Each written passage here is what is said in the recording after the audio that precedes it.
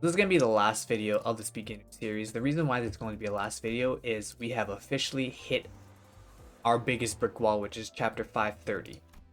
The reason why this is such a brick wall is even with the help of a friend unit, right here, you can see this friend that I have. By the way, you can join our Discord community. We have a lot of friends there that can help you out and a lot of resources that help you out. Very active community for this.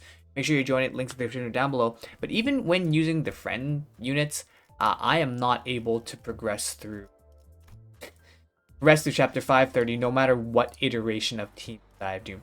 I've tried using support friend Heathcliff with Ishmael, because this is a fight that forces you to Ishmael to be able to get as many good resources as possible. That's not possible because this unit has a lot of payback.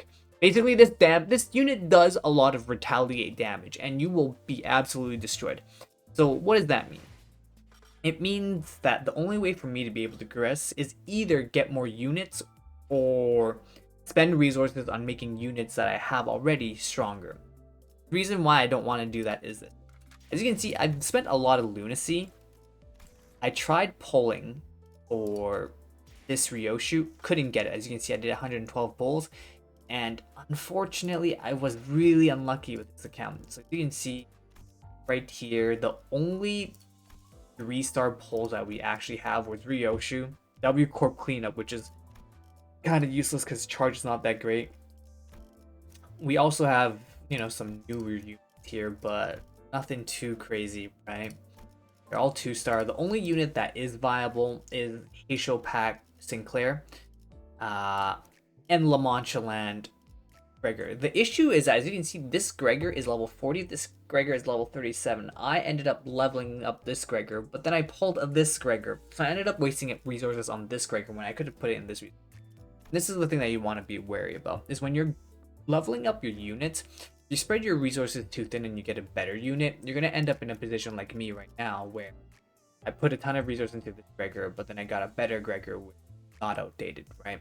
So what is the plan for the future? There are two ways I can approach this.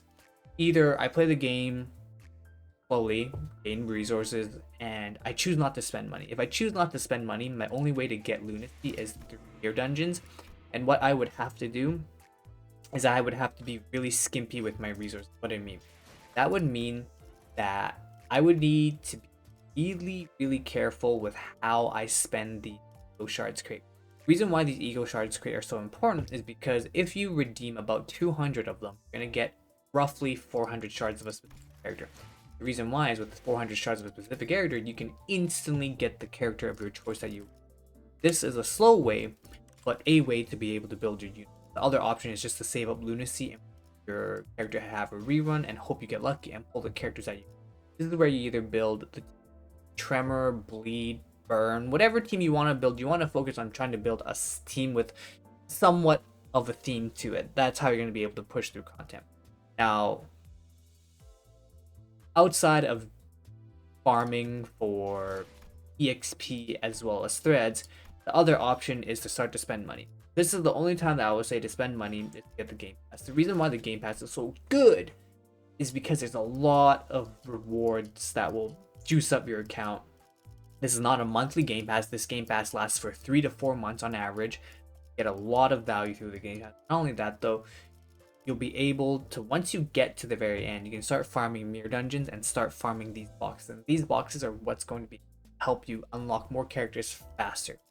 So what does this mean? Well, this basically means that until I reach level or day 14, I'm not going to be able to get any more character, or basically until I can get day 14, I'm not really going to be able to make my team any stronger. With season 1 identity, even with season 1 identities, I'm not going to get much, because if we go to season 1 identity, the only season 1 that I'm only getting is I'm going to be getting the Faust, because this is the only one that's even viable to use. Reason being is once you hit day 14, you will gain access to this one, which is a season pass, battle pass, ego 1 obtained. The reason why that's important is there's one specific ego that you want in season 1, and the only one you want is with Faust.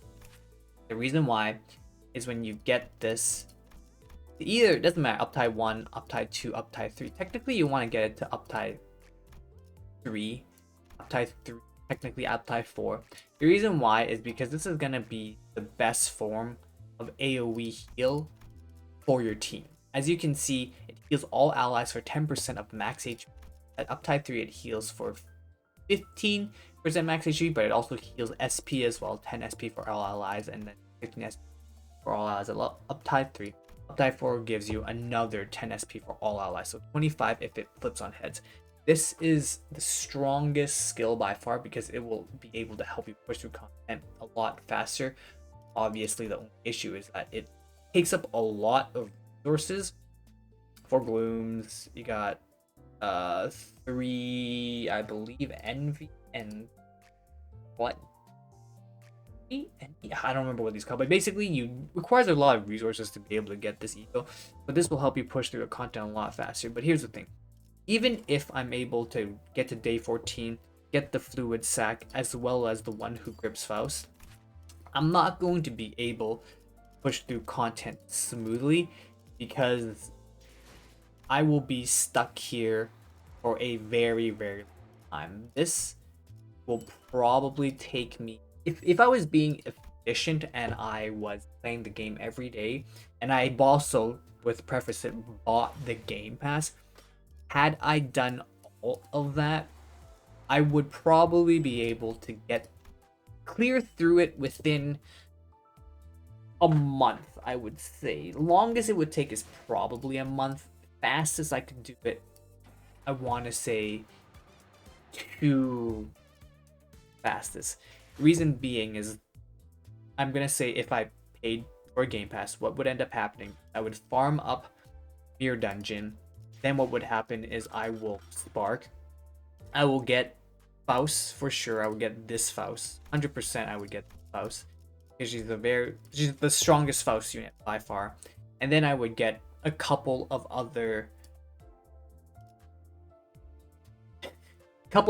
units that also play into Rupture that are part of this season's pass. So I would get Lord Hong Yuan second, and then everything else would be up to you. That would be the best way for me to be able to progress through the account.